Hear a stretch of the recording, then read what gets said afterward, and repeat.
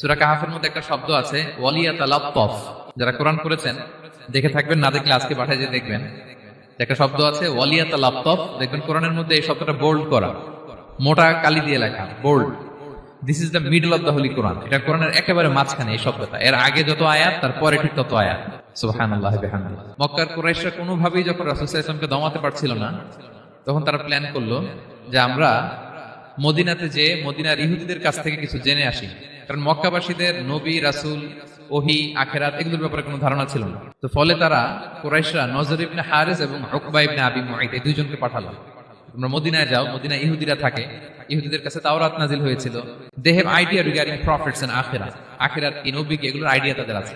তো তাদের দুইজনকে পাঠালো যে তোমরা যে তাদের জিজ্ঞেস করো যে আমাদের জ্ঞাতি ভাইদের মধ্যে থেকে একজন তো নবী দাবি করে, সে কি আসলেই নবী কিনা আমরা কিভাবে বুঝবো? তো যেই চিন্তা সেই কাজ, তারা গেল মদিনাতে, মক্কা থেকে মদিনায়, যে খুলে বললো যে আমাদেরই এক ছেলে, আমাদেরই এক লোক বয়স 40 হওয়ার পর থেকে বলে আমি নবী, আমার কাছে ওহী আসে, আল্লাহ আমার কাছে বাণী পাঠায়, আর তিনি আমাকে বাণী বাহক করে পাঠিয়েছেন তোমাদের কাছে।